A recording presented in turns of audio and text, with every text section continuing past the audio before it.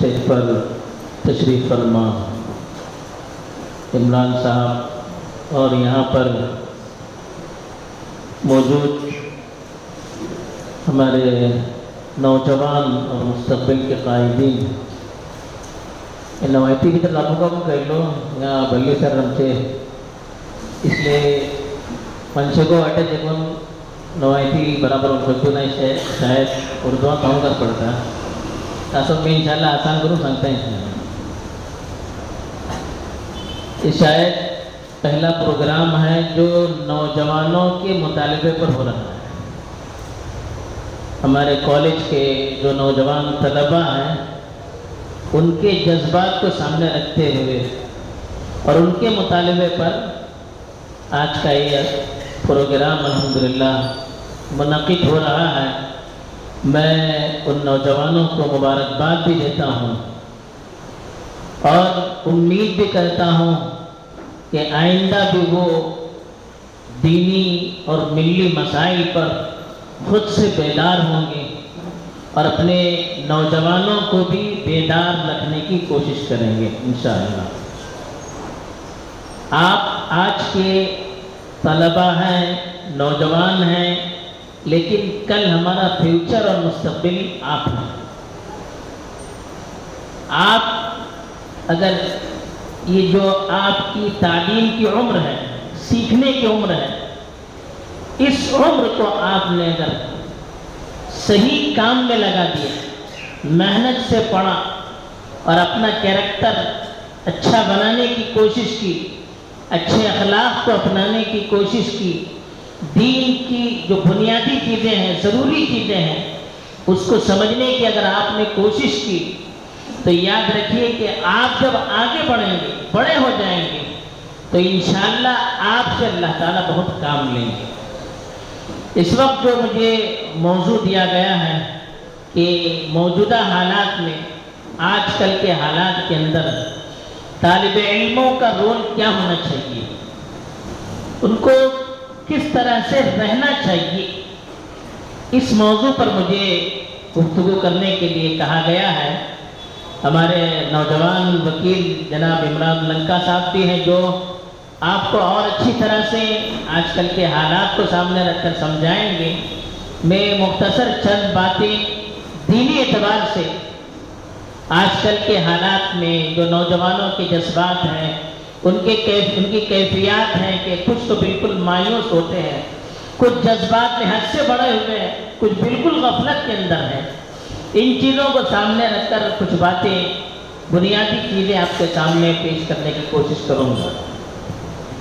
پہلی چیز ہمیں یہ یاد رکھنی چاہیے کہ اللہ تعالیٰ نے دنیا جو بنائی اور ہمیں جو اس دنیا میں پیدا کیا ہے امتحان لینے کے لیے، گویا کہ ایک بڑا ایگزام ہال سمجھیے امتحان کو، امتحان لینے کے لیے ہمیں پیدا کیا ہے. الذی خلق الموت والحیات لیبلوکم ایکم احسن عملا. اللہ تعالیٰ نے قرآن مجید کے اندر ارشاد فرمایا کہ اللہ تعالیٰ وہ ہے جس نے موت اور زندگی کو اس لیے پیدا کیا کہ دیکھیں کہ کون تم میں سے اچھی طرح سے عمل کرنے والا ہے. یہ ہماری دنیا میں آنے کا مقصد ہے. اللہ تعالیٰ دیکھنا چاہتے ہیں کہ کون صحیح طریقے پر، اچھی طریقے پر اس دنیا میں رہ کر زندگی گزارتا ہے اور کون شریعت کے خلاف ہو کر، شریعت سے ہٹ کر، شریعت سے دور رہ کر اپنی منمانی کون زندگی گزارتا ہے. یہ دونوں پہلو، دونوں چیزیں اللہ تعالیٰ دیکھنا چاہتے ہیں. اسی لیے اللہ تعالیٰ نے دنیا کو جب پیدا کیا تو دنیا کے اندر دونوں طاقتوں کو پیدا کیا، اچھی چیزوں کو بھی پیدا کیا، بری چیزوں کو بھی اللہ نے پیدا کیا. انسان کے ساتھ اللہ نے شیطان کو بھی بھیجا اور شیطان نے اللہ کے سامنے قسم کھا کر کہا تھا کہ لَأُغْوِيَنَّهُمْ أَجْمَعِينَ إِلَّا عِبَادَكَ مِنْهُمُ الْمُخْلَصِينَ کہ فَبِعِزَّتِكَ، اے اللہ تیری قسم کھا کر میں کہتا ہوں کہ آدم جس کی وجہ سے آپ نے مجھے جنت سے نکال کر دنیا میں ذلیل کر کے بھیجا ہے، اس کی اولاد کو میں دنیا میں گمراہ کر کے رہوں گا، صحیح راستے سے ہٹا کر رہوں گا۔ اسی لیے جب سے دنیا بنی ہے یہ آپس میں اچھائی اور برائی کے درمیان، خیر اور شر کے درمیان، سچائی اور جھوٹ کے درمیان یہ آپس میں جو لڑائی جھگڑے ہیں وہ چلتے ہی رہے ہیں اور قیامت تک یہ ہوتا رہے گا۔ یہ مسلمانوں کے لیے کوئی نئی بات نہیں ہے۔ مخالفت ہونا، ان پر ظلم ہونا، ان کو دبانے کی کوشش کرنا، ان کے خلاف پروپیگنڈے کرنا، ان کو بدنام کرنا، یہ مسلمانوں کے لیے کوئی نئی چیز نہیں ہے۔ اگر ہماری قرآن ہم پڑھیں گے، اسلامک ہسٹری اگر ہمارے سامنے ہوگی تو ہمیں یہ چیز کوئی نئی نظر نہیں آئے گی۔ قرآن میں اللہ تعالیٰ نے بہت سارے انبیاء کے تذکرے کیے ہیں، ان کے قصے بیان کیے ہیں، اور جو قصے یا ان کی ہسٹری اللہ نے بیان کی ہے خالی نالج بڑھانے کے لیے نہیں ہے، بلکہ ہمیں یہ بتلانا ہے کہ یہ نبی کس زمانے میں آئے، جس زمانے میں پوری دنیا ان کے اگینسٹ تھی، ان کے خلاف تھی، ان کے سپورٹ میں کوئی نہیں تھا۔ آج ہم شکایت کرتے ہیں کہ ہمارے سپورٹ پہ حکومت نہیں، کوئی بڑی طاقت نہیں، یہ کسی کے ساتھ ہوتی نہیں، اللہ کی طاقت ہوتی ہے مسلمانوں کے ساتھ۔ تو ہر نبی جو آیا اس کو اپنے زمانے کی لوگوں کے خلاف کھڑا ہونا پڑا۔ ہم سنتے ہیں بہت دور، میں اس سے زیادہ بیان نہیں کرتا، صرف ایک واقعہ آپ کو حضرت موسیٰ علیہ السلام، آپ قصہ سنتے ہیں حضرت موسیٰ کو اللہ نے نبی بنا کر بھیجا، تو ان کو جو بھیجا تھا اس وقت کی سب سے سپر پاور جو طاقت تھی، فرعون جو بادشاہ تھا، وہ بالکل سمجھیے آج جو امریکہ ہے، یورپ ہے، اس سے بھی زیادہ پاورفل بادشاہ تھا۔ اس کے سامنے اللہ نے حضرت موسیٰ کو بھیجا تھا، اور جس ماحول میں حضرت موسیٰ علیہ السلام آئے تھے، ان کی جو قوم تھی بنی اسرائیل، ان کو بالکل دبایا جا رہا تھا۔ آج یہاں پر جیسے ہم لوگوں کو دبانے کی کوشش کی جا رہی ہے، ویسے ان کی جو قوم تھی بالکل اس کو دبایا گیا تھا۔ ان کی حیثیت جیسے آج کل شودر، جس کو ہم قرنجے کہتے ہیں، ان کی جو حیثیت ہے اس طرح کی، اس لیول پر ان کو لایا گیا تھا کہ بنی اسرائیل کا کام یہ ہے کہ فرعون کی جو قوم ہے، جن کے ہاتھ میں پورا کنٹرول ہے، پورا پاور جن کے ہاتھ میں ہے، ان کی خدمت کرنا، ان کے گھر کے کام کاج کرنا۔ جو بنی اسرائیل کے مرد تھے ان کا کام مزدوری کرنا، اور جو ان کی عورتیں تھیں ان کا کام گھر میں کام کرنا۔ اس لیول پر ان کو پہنچا دیا تھا۔ ایسے موقع پر حضرت موسیٰ علیہ السلام جب آئے تو اللہ تعالیٰ نے ان کو ڈائریکٹ فرعون کے پاس بھیجا تھا۔ پاورفل، اس نے مذاق اڑایا، حضرت موسیٰ کے خلاف پروپیگنڈے کیے، ان کو دھمکیاں دی، ہر جتنا ہو سکتا تھا اتنا ان پر ظلم کیا، ان کی قوم پر ظلم کیا۔ لیکن حضرت موسیٰ علیہ السلام جس مشن کو دے کر اللہ نے ان کو بھیجا تھا اس مشن سے پیچھے ہٹے نہیں، وہ مستقل اپنا کام کرتے رہے۔ پھر وہ رزلٹ کیا آیا اس کا؟ حضرت موسیٰ علیہ السلام کو اللہ نے کامیاب کیا، اور فرعون اور اس کی ساری قوم کو اللہ نے برباد کر دیا۔ یہ اللہ کا قانون ہے، دنیا میں قانون اللہ کا چلتا ہے۔ یہ ساری چیزیں جو ہوتی ہیں نا، وہ جیسے آپ لوگ گیم کھیلتے ہیں نا، کنٹرول آپ کے ہاتھ میں رہتا ہے، باقی چیزیں ایسی ہوتی رہتی ہیں، آپ چھوڑتے رہتے ہیں اس کو۔ آپ گیم کھیلتے ہیں نا، اس میں کیا پورا کنٹرول آپ کے ہاتھ میں، لیکن پوری دنیا اس کے اندر چلتی رہتی ہے۔ لیکن آپ جب چاہتے ہیں سب برباد کر سکتے ہیں، جب چاہتے ہیں اس کو کلوز کر سکتے ہیں۔ اصل جو اس کی آپ کے ہاتھ میں رہتی ہے۔ ایسے ہی دنیا کی پورا کنٹرول وہ اللہ کے ہاتھ میں ہے، وہ ایسے ہی کھیلنے کے لیے چھوڑتا ہے، جب چاہتا ہے کھینچ لیتا ہے، جب چاہتا ہے چھوڑتا ہے۔ تو ہمارا یقین تو اللہ پر ہونا چاہیے کہ اللہ کا جو قانون ہے وہی آخر میں غالب آتا ہے، وہی کامیاب ہوتا ہے، اسی کو اللہ تعالیٰ آگے بڑھاتے ہیں۔ ہمارے سامنے ہمارے نبی صلی اللہ علیہ وسلم کی پوری ہسٹری ہے۔ وہ مکہ میں جب نبی بن کر آئے تھے، کون تھا ان کے سپورٹ میں؟ کوئی بھی نہیں تھا۔ جب مسلمان مکے میں تھے 13 سال تک، 13 سال تک جو ظلم ہوا ان پر، چند لوگ ایمان لانے والے، باقی سب کافر، سب مشرک، ہر طرح سے ان کو سزا دی گئی، ہر طرح سے ان کو تکلیف دی گئی، جو کوشش کرتے اس کو ناکام کرتے، لیکن 13 سال تک جو ظلم برداشت کیا، تو ظلم کے سامنے سر جھکایا نہیں۔ ظلم کو برداشت کرنے کا یہ مطلب نہیں کہ ان کے ساتھ ہم کمپرومائز کرنے پر تیار ہو جائیں، ان کے سامنے سرنڈر ہو جائیں، یہ صبر کا مطلب نہیں ہے، یہ ظلم کو برداشت کرنے کا مطلب نہیں ہے۔ صحابہ پر کتنا ظلم ہوا، لیکن آپ مکے کی ہسٹری پڑھیے، 13 سال کی ہسٹری، ایک صحابی بھی ان کے ظلم سے ڈر کر ایمان کو چھوڑنے پر تیار نہیں ہوا۔ ایک صحابی کا بھی سنگل آپ قصہ نہیں بتا سکتے ہیں کہ جو ایمان پر قائم ہونے کے بعد مکے کی زندگی میں اس نے ظلم سے اور مشرکوں کی جو طاقت تھی اس سے گھبرا کر اپنا دین چھوڑ دیا ہو، اپنا ایمان چھوڑ دیا ہو اور ان کے سامنے اپنے آپ کو سرنڈر کر دیا ہو، ایک صحابی کا ایسا واقعہ آپ کو نہیں مل سکتا۔ وہ اپنے مشن میں لگے رہے، تم اپنا ظلم کرتے رہو لیکن ہم اپنا کام کرتے رہیں گے، جمے رہے، ڈٹے رہے اور اپنے اللہ کی اطاعت کرتے رہے۔ رزلٹ کیا نکلا اس کا؟ جب مدینے اتنا ان پر ظلم ہوا کہ مکے کو چھوڑ کر ان کو مدینہ جانا پڑا، مکے میں رہنا دشوار ہو گئے، سب کچھ چھوڑ کر ان کو جانا پڑا، لیکن مدینے میں جا کر محنت کی۔ 8 سال کے بعد پھر جب مکے اللہ کے رسول صلی اللہ علیہ وسلم آئے تو پھر کنٹرول ان کے ہاتھ میں تھا۔ جنہوں نے 13 سال تک اللہ کے رسول صلی اللہ علیہ وسلم کو پر ظلم کیا، آپ کے صحابہ پر ظلم کیا، اور پھر مکے سے مدینہ جانے کے بعد تقریباً 7 سال تک وہ اللہ کے رسول کے خلاف جنگ کرتے رہے، لڑتے رہے، جہاد کرتے، مستقل ان کے خلاف پلاننگ کرتے رہے۔ وہ سارے لوگ جب اللہ کے رسول صلی اللہ علیہ وسلم 8 سال کے بعد مکے پہنچے تو آپ کے سامنے سر جھکا کر کھڑے تھے۔ یہ اللہ کا قانون ہے، یہ اللہ کا نظام ہے، کنٹرول اللہ کے ہاتھ میں۔ یہ اوور ہو جاتا ہے تو سب کو کھینچ لیتا ہے اللہ تعالیٰ۔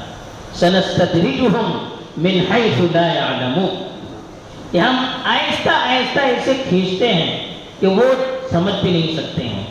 آپ مچھلی کا شکار کرتے ہیں گروں سے، تو مچھلی نکالنے کے لیے جاتے ہیں تو کیا کرتے ہیں؟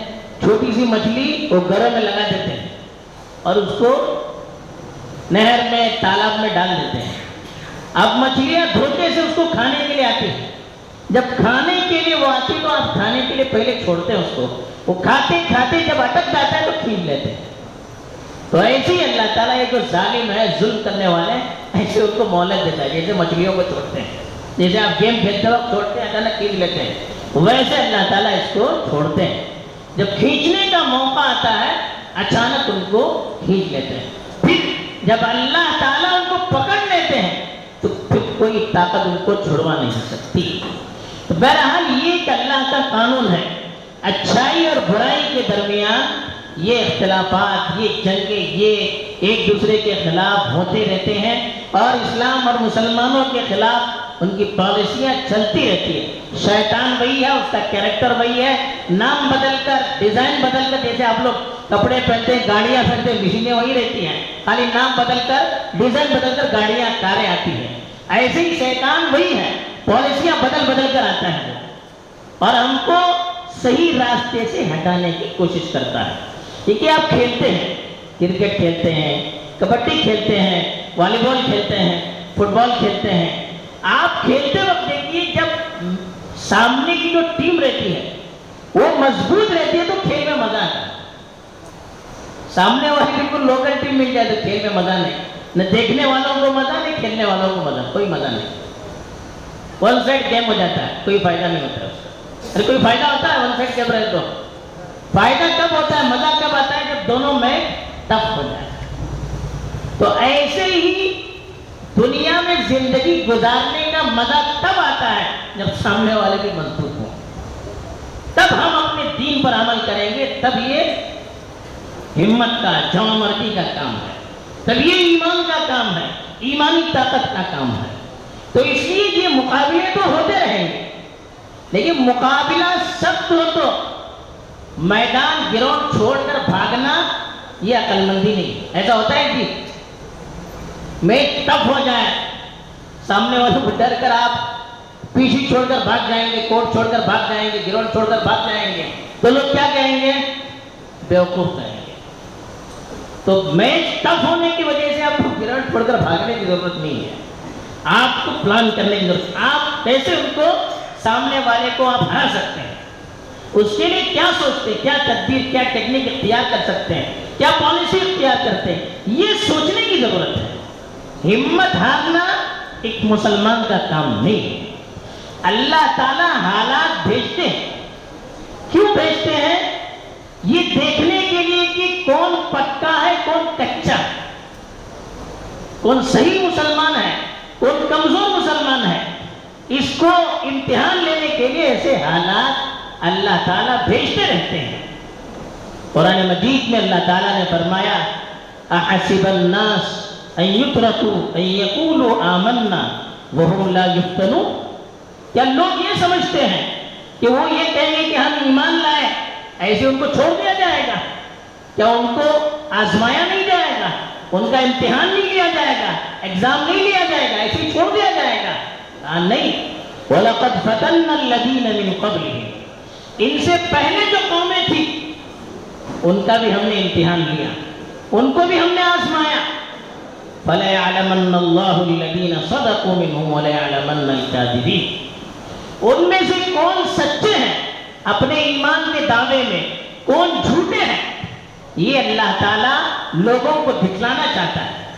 یہ حالات لا کر، آزمائش لا کر، مصیبتوں کو لا کر، دشمنوں کو لا کر، اللہ تعالیٰ یہ دیکھنا چاہتا ہے کہ پکا مومن کون ہے، کچا مومن کون ہے، یہ اللہ دیکھنا چاہتا ہے۔ اگر ہم کچے مومن ہوں گے تو ذرا سا پریشر آنے کے بعد جھک جائیں گے، دین کو چھوڑنے کے لیے، شریعت کو چھوڑنے کے لیے ہم مجبور ہو جائیں گے۔ لیکن پکا مومن رہے گا، وہ کہے گا میری جان چلی جائے، سولی پر لٹک جاؤں گا، لیکن ظالم کے سامنے جھکوں گا نہیں۔ یہ ہمارے اسلاف نے کیا ہے، ہمارے بڑے بڑے علماء کے سامنے ایسے چیلنجز آئے لیکن کبھی جھکنے پر تیار نہیں ہوئے۔ ہمارے ہندوستان کے ایک بہت بڑے عالم مولانا محمد الحسنی، آپ لوگ جانتے ہوں کہ مولانا بلال صاحب آتے رہتے ہیں، ان کے والد بہت بڑے رائٹر تھے، ایسے آرٹیکلز لکھتے تھے کہ ایجپٹ وغیرہ کے خلاف وہاں کی حکومتیں ہلنے لگتی تھی۔ ان کو انڈین ایمبیسی میں آخر میں بلایا گیا، دھمکی دیا گیا کہ آپ لکھنا چھوڑ دیں۔ انہوں نے اپنی شیروانی کا بٹن ایسے کھول دیا، کہا کہ یہاں گولی مار دیجئے، میں لکھنا چھوڑنے والا نہیں۔ پھر اپنا وہی مشن جاری رکھا، جھکے نہیں اس کے آگے۔ کتنے لوگ تھے ہمارے ہندوستان میں، کراچی میں مقدمہ چلا تھا جنگ آزادی کے موقع پر، اس وقت مولانا محمد علی جوہر، مولانا حسین احمد مدنی، ان لوگوں کے خلاف مقدمہ چلا تھا۔ مولانا حسین احمد مدنی رحمۃ اللہ علیہ نے اس وقت فتویٰ دیا تھا کہ برٹش فوج جو ہے، ان کے آرمی ہے، اس میں مسلمانوں کا جانا حرام ہے۔ یہ فتویٰ انہوں نے دیا، اس پر عمل ہوا، لوگ مسلمان فوج میں جانا چھوڑ دیا مسلمانوں نے۔ تو ان کے خلاف کراچی کے مقدمے میں ان سے پوچھا گیا کہ کیا آپ نے یہ فتویٰ دیا ہے؟ انہوں نے کہا کہ جی ہاں، میں نے فتویٰ دیا تھا، اب بھی کہتا ہوں، اور کہا آئندہ بھی کہتا رہوں گا۔ پھر ان سے جج صاحب نے پوچھا کیا آپ کو معلوم ہے آپ یہ کہیں گے تو آپ کا رزلٹ کیا ہوگا؟ آپ معلوم ہے مجھے پھانسی پر لٹکایا جائے گا۔ پھر تھیلی کے اندر سے کفن نکال کر کہا میں دیوبند سے آتے وقت اپنا کفن بھی ساتھ میں لایا ہوں۔ تو یہ جرأت، یہ ہمت ہمارے مسلمانوں کی تھی، جس کی وجہ سے آج اللہ نے ان کو ترقی دی۔ آج ہمارے اندر جو دین باقی ہے وہ ان کی وجہ سے باقی ہے جن علماؤں نے قربانی دی۔ ہزاروں ایسے واقعات پڑے ہیں۔ مولانا مودودی رحمۃ اللہ علیہ ایک مرتبہ تقریر کر رہے تھے اسلامی قانون پر۔ جب وہ تقریر کر رہے تھے تو فائرنگ ہونے لگی پیچھے سے۔ اسٹیج پر ہوتے تقریر کر رہے تھے، اسپیچنگ بھی چل رہی تھی۔ لوگوں نے پیچھے سے کہا مولانا بیٹھ جائیے بیٹھ جائے۔ انہوں نے کہا اگر میں بیٹھ جاؤں گا تو کون کھڑا رہے؟ تقریر اپنی جاری رکھی، گولیاں چلاتے رہے، ان کی تقریر جاری رہی۔ یہ جرأت، یہ ہمت جب رہتی ہے تب دین آگے بڑھتا ہے۔ ہم ایک ہی وار میں دب جائیں گے تو یہ دین باقی نہیں رہتا ہے۔ یہ ملک ہمارے مسلمانوں کی قربانی سب سے زیادہ ہے۔ ہندوستان میں جہاد کے، انگریزوں کے خلاف، برٹش کے خلاف جہاد کے فرض ہونے کا فتویٰ شاہ عبدالعزیز رحمۃ اللہ علیہ نے دیا تھا۔ شاہ عبدالعزیز رحمۃ اللہ علیہ وقت کے سب سے بڑے شیخ الحدیث تھے۔ دور دور سے لوگ ان کے پاس حدیث سیکھنے کے لیے آتے تھے۔ جب ان سے مسئلہ پوچھا گیا کہ اس وقت برٹشوں کا کنٹرول بڑھ چکا ہے اور مسلمانوں کی طاقت کمزور ہو چکی ہے، کیا ہندوستان دارالحرب ہے؟ تو انہوں نے فتویٰ دے دیا کہ ابھی ہمیں نمازوں پر پابندی ہو رہی ہے، اسلام پر عمل کرنے پر پابندی ہو رہی ہے، تو ہندوستان دارالحرب بن چکا ہے۔ اس کے بعد بہادر شاہ ظفر جو یہاں کے آخری بادشاہ تھے، ان کی لیڈرشپ میں، ان کی قیادت میں پھر جنگ آزادی کی ابتدا ہوئی۔ اس کی ابتدا، اس کو شروع مسلمانوں نے کیا، بعد میں دوسرے لوگ آ کر شامل ہو گئے، ورنہ پوری جو اس کی ابتدا تھی وہ مسلمانوں نے کی۔ ان کی وجہ سے پھر یہاں جو ترقی ہوئی، پھر یہ ملک آزاد ہوا۔ اور ملک آزاد ہونے کے بعد آج جو فریڈم فائٹر کے نام سے پینشن ملتی ہے، آپ کو یاد رکھنا چاہیے، ہم نے جن کا تذکرہ کیا، مولانا حسین احمد مدنی، یہ دیوبند کے شیخ الحدیث، بخاری پڑھاتے تھے لیکن مستقل پورے ہندوستان میں دورہ کرتے تھے۔ وہ پہلے مدینے میں مسجد نبوی میں حدیث کا درس دیتے تھے، اس کے بعد ہندوستان میں آئے تھے 1920 کے اندر۔ وہ مالٹا کے جیل میں بھی تھے، ان کے استاد تھے مولانا محمود الحسن شیخ الہند جسے کہتے ہیں، ان کے ساتھ 3 سال مالٹا کی جیل میں تھے۔ مالٹا کی جیل میں جب تھے، اس کے بعد وہ آزاد ہو کر آئے۔ ایک واقعہ اور سنیے، کتنی قربانی دی ہے مسلمانوں نے۔ مولانا شیخ الہند رحمۃ اللہ علیہ، ان کا جب انتقال ہوا، انتقال ہونے کے بعد جب ان کو غسل دیا جا رہا تھا تو غسل دیتے وقت لوگوں نے دیکھا کہ پیچھے جو پیٹھ ہے اس میں چمڑی نہیں ہے، خالی ہڈیاں ہیں۔ تو اس وقت مولانا حسین احمد مدنی رحمۃ اللہ علیہ، وہ کسی کام سے ان کو دوسری جگہ بھیجا گیا تھا، وہ پہنچتے پہنچتے جنازہ نکل چکا تھا۔ وہ آنے کے بعد لوگوں نے ان سے پوچھا کہ حضرت کی پیٹھ پہ چمڑی نہیں، خالی ہڈیاں ہی ہڈیاں تھی، ایسا کیوں ہوا؟ وہ رونے لگے، کہا کہ ایک راز ہے، سیکرٹ چیز ہے، میں بتانا نہیں چاہتا ہوں۔ لیکن ان سے اصرار کیا گیا، آپ بتائیے کیوں ایسا ہوا؟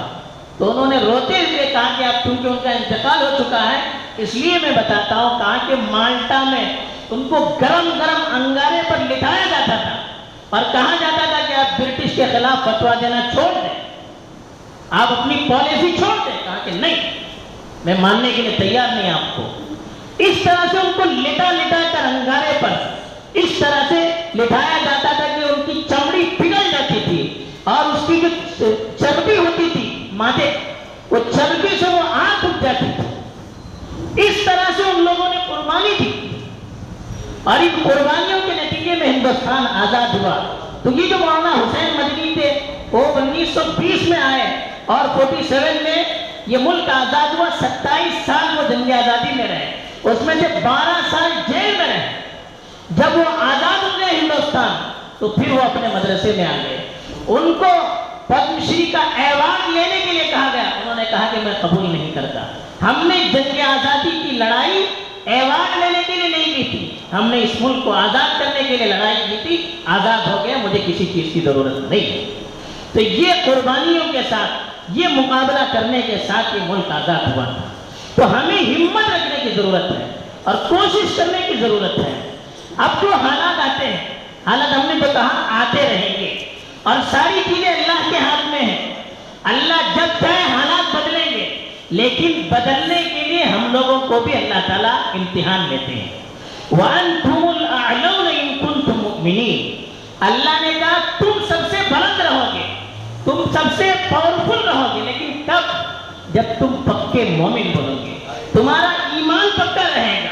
تو یہ جو حالات اللہ لاتے ہیں وہ ہمارے امتحان کے لیے لاتے ہیں، اور بہت سی چیزیں ہمارے گناہوں کی وجہ سے ہوتی ہیں. ظہر الفساد فی البر والبحر بما کسبت ایدی الناس لیذیقہم بعض الذی عملوا لعلہم یرجعون. اللہ نے فرمایا کہ زمین اور دریا ہو یا زمین ہو، اس میں فساد، بگاڑ، کرپشن کب آتا ہے؟ تمہارے اعمال کی وجہ سے آتا ہے. تم اچھے بنو گے، اللہ کی طرف سے اچھے فیصلے آئیں گے. جو بھی حالات آتے ہیں آسمان سے آتے ہیں، یہ یاد رکھنا چاہیے. اللہ کے رسول صلی اللہ علیہ وسلم کو آسمانی دنیا پر لے جایا گیا، جس کو معراج کہتے ہیں. آسمانی دنیا پر لے جایا گیا. جاتے ہوئے اللہ کے رسول صلی اللہ علیہ وسلم نے دیکھا کچھ چیزیں اوپر جا رہی ہیں، کچھ چیزیں نیچے آ رہی ہیں. حضرت جبرائیل سے اللہ کے رسول صلی اللہ علیہ وسلم نے پوچھا یہ کیا چیزیں ہیں؟ کچھ اوپر جا رہی ہیں، کچھ نیچے آ رہی ہیں. حضرت جبرائیل نے کہا کہ دیکھو یہ جو اوپر چیزیں جا رہی ہیں نا، یہ انسانوں کے اعمال ہیں. دن بھر جو اعمال کیا ہے وہ اوپر جا رہے ہیں. یہ جو نیچے آ رہے ہیں یہ اللہ کی طرف سے فیصلے آ رہے ہیں. ہم اچھے رہیں گے، اچھے فیصلے اللہ کی طرف سے آئیں گے. ہم برے رہیں گے، برے فیصلے آئیں گے. آج جو حالات ہم پر آئے ہیں اس کی سب سے بڑی وجہ ہم ہیں. ہمارا کیریکٹر بالکل تباہ ہو چکا ہے. ہم دین سے اتنے دور ہو چکے ہیں کہ ہم سوچ نہیں سکتے. اللہ تعالیٰ نے صاف فرمایا قرآن مجید کے اندر وَكَذَلِكَ نُوَلِّي بَعْضَ الظَّالِمِينَ بَعْضًا بِمَا كَانُوا يَكْسِبُونَ. ہم ظالموں پر ظالموں کو مسلط کرتے ہیں. یعنی دنیا کے لوگ خراب رہیں گے تو خراب بادشاہ، خراب جو گورنمنٹ رہتی ہے اس کو مسلط کرتے ہیں، اس کو تھوپتے ہیں. اچھے لوگ رہیں گے، اچھے لوگوں کو ہم دنیا میں حاکم بنائیں گے، پاورفل بنائیں گے. اگر برے رہیں گے ہم تو جن کے ہاتھ میں کنٹرول ہوگا وہ بھی برے ہوں گے. اور یہ اللہ کی طرف سے عذاب کے طور پر ہوتے ہیں. نُوَلِّي بَعْضَ الظَّالِمِينَ بَعْضًا بِمَا كَانُوا يَكْسِبُونَ. ظالموں پر ہم حکمران بناتے ہیں. کیوں بناتے ہیں؟ ان کے اعمال کی وجہ سے. تو ہمیں اپنے اعمال کا بھی جائزہ لینا چاہیے. ہم یہاں رہ کر، بھٹکل کی سرزمین میں رہ کر ہم اتنا اندازہ نہیں کر سکتے. یہاں کی جو حالات ہے اللہ کی وجہ سے ساری خامیوں کے باوجود ایک حد تک ٹھیک ہے. دین پر یہاں جو عمل ہو رہا ہے بہت کچھ کمزوریوں کے باوجود ٹھیک ہے، لیکن یہاں سے آپ آگے جا کر دیکھیے حالات کیا ہیں، کس طرح سے مسلمان دور ہیں. آپ سوچ نہیں سکتے. نام مسلمانوں کے ہیں لیکن پورا کلچر یہاں کا آ چکا ہے.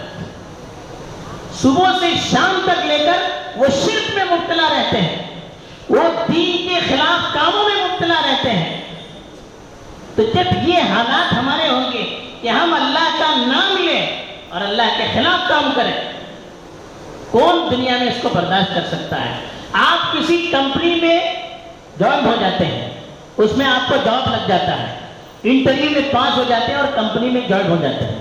آپ کمپنی کے اوقات میں آپ کمپنی کا کام چھوڑ کر دوسروں کے لیے کام کریں گے تو کوئی کمپنی والا آپ کو برداشت کر سکتا ہے؟ ارے رکھ سکتا ہے آپ کو؟ آپ جاب تو یہاں کمپنی میں کر رہے ہیں لیکن دن بھر پروجیکٹ کس کا کر رہے ہیں؟ دوسروں کا کر رہے ہیں. تو کیا کریں گے؟ وہ آپ کو نکال دیں گے. دراصل حضرات میں تو رک جائیے، بات دیجیے. آپ کمپنی میں ایک جگہ جاب کریں گے، دوسری جگہ کام کریں گے تو آپ کی کمپنی والے آپ کو کبھی رکھیں گے نہیں. آپ جس کمپنی میں رہیں گے وہاں کی جو رولز ریگولیشن ہے اس کو چھوڑ کر آپ اپنی منمانی وہاں پر کریں گے تو وہ کمپنی والے کبھی آپ کو چھوڑیں گے نہیں، آپ کو نکال دیں گے. تو یہ پوری دنیا کے اللہ کی کمپنی ہے بہت بڑی. اس دنیا میں آپ رہ کر اللہ کا دیا ہوا کھائیں گے، اللہ کا دیا ہوا پیئیں گے، ہر کام اللہ کا دیا ہوا، لیکن کریں گے کیا اس کے خلاف؟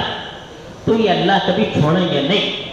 اور مسلمان چونکہ دین کو فالو کرنے والے ہیں، ان پر ذمہ داری سب سے بڑی ہوتی ہے، ان پر ذمہ داری سب سے بڑی ہوئی ہے۔ ان کے پاس دین نہیں، آپ کے پاس دین ہے، آپ کے پاس شریعت ہے، آپ کو معلوم ہے کون سی چیز اچھی کون سی چیز بری، ان کو معلوم نہیں ہے۔ تو اس لیے ہمیں اپنے آپ کو دین کے تابع کرنا چاہیے اور یہ سوچنا چاہیے کہ ہم عمل غلط کریں گے، ہم الٹا عمل کریں گے، ہمارا کریکٹر بگڑ جائے گا، ہمارا دینی سسٹم بگڑ جائے گا، ہم دین کو صحیح طور پر فالو نہیں کریں گے تو اللہ ہم پر بھی ظالم بادشاہوں کو، ظالم حکمرانوں کو مسلط کر دے گا۔ یہ اللہ کا قانون ہے۔ اور اللہ تعالیٰ جب مصیبت دیتے ہیں اس کے پیچھے بھی حکمت ہوتی ہے۔ آج جیسے حالات آئے، ہمارے خلاف فیصلے آ رہے ہیں، ہم پریشان ہو جاتے ہیں، ڈسٹرب ہو جاتے ہیں، کیا ہم کرتے سب ہمارے خلاف آ رہے ہیں، سب ہمارے خلاف آ رہے ہیں، سب ہمارے سپورٹ میں آئے گا تو سب تکبر کر کے فرعون بن جائیں گے۔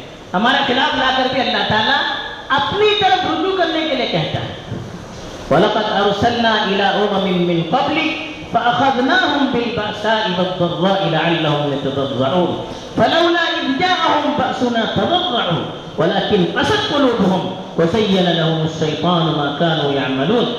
اللہ تعالیٰ نے فرمایا کہ تم سے پہلی قوموں کو بھی اللہ نے ان کے پاس بھی رسول بھیجے اور ان کو اللہ نے نعمتیں دے کر اور تکلیف دے کر دونوں طرح سے آزمایا، ان کا ایگزام لیا۔ کیوں لیا؟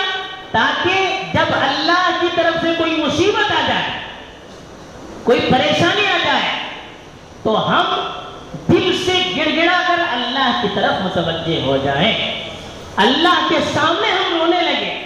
اللہ پوچھتے فَلَوْلَا إِذْ جَاءَهُمْ بَأْسُنَا تَضَرَّعُوا، جب ہمارا عذاب ان پر آیا، یہ بھی عذاب ہے جو ظالم ہم پر مسلط ہے، یہ عذاب ہے اللہ کا۔ جب عذاب ہمارا آیا تو ان لوگوں نے اپنے آپ کو اللہ کے سامنے کیوں نہیں لایا؟ اللہ کے سامنے وہ کیوں نہیں روئے؟ اللہ کے سامنے کیوں نہیں گڑ گڑائے؟ یہ ایگزام ہے۔ وَبَلَوْنَاهُمْ بِالْحَسَنَاتِ وَالسَّيِّئَاتِ لَعَلَّهُمْ يَرْجِعُونَ۔ اللہ کبھی دے کر آزماتے ہیں، کبھی لے کر آزماتے ہیں، وجہ کیا ہے؟ تاکہ ہم اللہ کی طرف رجوع کریں۔ آج ذرا ہم اپنے حالات بھی دیکھیں کہ کتنے لوگ وہ ہیں جو حالات کے آنے پر اپنی زندگی کے اندر چینجز لانا چاہتے ہیں۔ آپ خود غور کریں، فیصلہ آنے سے پہلے کتنے لوگوں کی فجر کی نمازیں قضا ہوتی تھی، فیصلہ آنے کے بعد وہ پابندی کرنے لگے ہوں کتنے ہیں؟ فیصلہ آنے سے پہلے جو دین سے دور تھے، فیصلہ آنے کے بعد جو دین کی طرف متوجہ کتنے لوگ ہیں؟ جو پہلے کے اور بعد کے حالات کے اندر فرق ہوا کتنے لوگ؟ یہ اللہ دیکھنا چاہتے ہیں۔ اب اللہ کی طرف سے انعام ہو جائے تب بھی وہی حالت، اللہ کی طرف سے ظالم ہم پر آئے اور ہمارے خلاف فیصلہ ہے تب بھی وہی حالت، ہمارے اندر کوئی چینجز نہیں آئے، ہمارے دین کے اندر کوئی تبدیلی نہیں آئے، ہماری زندگی کے اندر کوئی تبدیلی نہیں ہے، تو پھر فائدہ کیا ہوگا؟ پھر وہ قوم دنیا میں رہنے کے لائق نہیں رہتی ہے۔ السعید من وعظ بغیرہ، حدیث میں فرمایا کہ عقل مند سمجھدار وہ ہے جو دوسروں کو دیکھ کر وہ سبق لیتا ہے، خود سمجھنے کی کوشش کرتا ہے، وہ عقل مند کہلاتا ہے۔ یہاں تک فرمایا کہ لا يلدغ المؤمن من جحر مرتين، ایک جگہ سے جاتے ہوئے راستے میں ہمیں سانپ نے ڈس لیا تو مومن وہ ہے کہ دوسری مرتبہ اس راستے سے جائے گا نہیں۔ تو اس لیے اللہ تعالیٰ ہمیں آزماتے بھی ہیں، ہمیں بھی سوچنا چاہیے کہ ہماری زندگی کے اندر کیا چینجز آئے ہیں۔ یہ سب سے بڑی ہماری ذمہ داری ہے۔ آپ طلبہ ہیں، آپ کو سب سے زیادہ سوچنا چاہیے کہ جو آپ اس عمر میں بنیں گے آئندہ یہی آپ بڑھیں گے۔ اس عمر میں اگر آپ ریڈی اور تیار نہیں ہوئے آئندہ آپ صحیح طور پر زندگی نہیں گزار سکتے۔ تو اس لیے ایسے ماحول میں آپ کو کرنا کیا ہے؟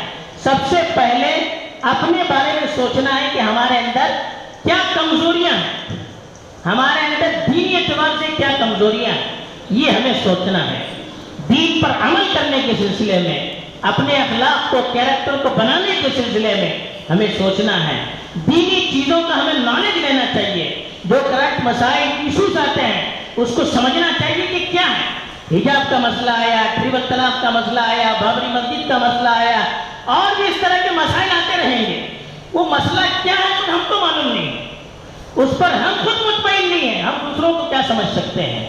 ایسے ایشوز پر ہم خود جمع ہو جائیں، علماء کے پاس جائیں، جو جاننے والے ان کے پاس جائیں، سمجھیں کہ کیوں ایسا ہو رہا ہے، یہ مسئلہ کیا ہے، یہ ایشو کیا ہے، اس کی حقیقت کیا ہے۔ ان مسائل کو آپ سمجھنے کی کوشش کریں، آپ سمجھیں گے تو آپ بھی پوری اعتماد اور طاقت کے ساتھ عمل کر سکیں گے، اور دوسروں کو بھی آپ پورے پاورفل دعوت دے سکیں گے۔ دوسری چیز، ہمیں اپنی ہسٹری پڑھنی چاہیے، اپنی سیرت اللہ کے رسول صلی اللہ علیہ وسلم کی، صحابہ کی سیرت، انبیاء کے واقعات، یہ ساری چیزیں ہمیں پڑھنا چاہیے اور اس سے ہمیں سبق لینا چاہیے، اور ہماری اسلامک جو ہسٹری ہے اس کو بھی پڑھنا چاہیے، اس میں کیا کیا حالات مسلمانوں پر آئے اس سے ہمیں سبق لینا چاہیے، ورنہ اگر ہم سبق نہیں لیں گے، ہم سنبھلیں گے نہیں، ہماری زندگی بن نہیں سکتی ہے۔ تو یہ ہمیں کوششیں کرنی چاہیے۔ تیسرے، اپنا جو ایجوکیشن سسٹم ہے، اپنی تعلیم پر بھی آپ کو دھیان دینا ہے، آپ اچھے سے اچھے مضبوط ہو جائیں، اور آپ ابھی سے چوز کریں کہ آپ کو کیا کرنا ہے۔ آپ کو آگے چل کر ڈگری لینے کے بعد یہ نہیں سوچنا چاہیے کہ نہیں مجھے بڑا جاب مل جائے گا، بڑی کمپنی میں کماؤں گا، میں کھاؤں گا، میری بڑی بلڈنگ بن جائے گی تو میں خوش ہو جاؤں گا، ایسا نہیں۔ آپ کو یہ دیکھنا چاہیے کہ کون سی فیلڈ ایسی ہے جس پہ ہمیں کام کرنے کی ضرورت ہے، کون سی فیلڈ ایسی ہے جہاں جا کر ہم مسلمانوں کی، اس ملک کی، انسانیت کی خدمت کر سکتے ہیں۔ ایسی فیلڈوں کو چوز کرنا چاہیے، اور اس کے جو ماہر لوگ ہیں، ایکسپرٹس ہیں، ان کے پاس جا کر پوچھنا چاہیے کہ کیا کیا ڈگریاں لیں گے تو ہم اچھی طرح سے قوم کی، ملت کی، ملک کی ہم خدمت کر سکتے ہیں، وہاں پر ہم کام کر سکتے ہیں، لوگوں کا بھلا کر سکتے ہیں۔ ہم اپنے بارے میں نہ سوچیں میں خوش رہوں، میرے بچے خوش رہیں، نہیں، ملت خوش رہے، انسانیت خوش رہے، ملک ہمارا اچھا رہے، اس کے لیے ہمیں کوشش کرنی چاہیے، اور اس کے لیے ہمیں دوسروں سے مشورہ لینا چاہیے۔ تیسری اور آخری بات، حالات جو آتے ہیں، ایک تو ہم نے جیسے کہا مایوس نہیں ہونا چاہیے، دوسرے جذبات میں آ کر ایسا کوئی کام نہیں کرنا چاہیے کہ جس کا رزلٹ غلط ہو جائے۔ جذبات بہت اچھے ہیں، آپ کے اندر جوش ہو، جذبہ ہو، اچھا ہے، یہ زندہ ہونے کی نشانی ہے، لیکن جذبات جیسے آگ ہوتے ہیں نا، آگ پوچھو، آگ دیکھیے، آگ کو اگر آپ چولہے کے اندر ڈالیں گے اور اس آگ پر کھانا پکائیں گے، گوشت پکائیں گے تو وہ آگ ہمیں فائدہ دے گی، لیکن اسی آگ کو اگر آپ اٹھا کر کھیت میں، باغ میں یا کسی جگہ پر پھینک دیں گے پورا محلہ جل جائے گا۔ ایسے ہی ہمارے جذبات ہیں، یہ ہمارا جوش اور ولولہ ہے، اگر ہم اس کو شریعت کے تابع بنائیں گے، اور ہمارے جو لیڈرز ہیں، جو قائد ہیں، جو علماء ہیں، جو ذمہ دار ہیں، ان کے تابع رہ کر، ان کے مشوروں میں رہ کر ہم کام کریں گے، یہ ہمارا جوش، یہ ہمارا جذبہ ہمارے لیے بھی فائدہ مند، قوم کے لیے بھی فائدہ مند ہوگا۔ ورنہ اپنی منمانی ہم کریں گے، جوش میں آ کر کچھ بھی کریں گے، اپنی مرضی سے کریں گے، ہمارا بھی نقصان، ملت کا بھی نقصان، ملک کا بھی نقصان ہوگا۔ تو اس لیے جوش جذبہ رہنا چاہیے، لیکن اس کو صحیح طور پر استعمال کرنا چاہیے۔ میں بہت وقت ہو گیا، ایک اور بار آپ کو مبارکباد دیتا ہوں کہ اتنی بڑی تعداد سے نوجوان ہمارے یہاں جمع ہوئے، جن نوجوانوں نے اس کے لیے کوشش کی ہے، اللہ تعالیٰ ان کے لیے بھی ہدایت خیر دے۔ اب ہمارے یہاں ہم سے اچھی طرح بات کرنے والے بھی موجود ہیں، مجھے شرمندگی بھی ہو رہی ہے کہ ان کے سامنے میں نے بہت زیادہ وقت لیا۔ اللہ تعالیٰ جو کچھ کہا ہے اس کو قبول کرے، اور اس کی صحیح چیزوں سے ہمیں صحیح کام کرنے کی توفیق دے۔ جو غلط چیزیں انسان ہونے کی ناطے نکل گئی ہیں اس کی شر سے اللہ تعالیٰ مجھے بھی محفوظ رکھے، آپ کو بھی محفوظ رکھے، آمین۔ وآخر دعوانا الحمدللہ رب العالمین۔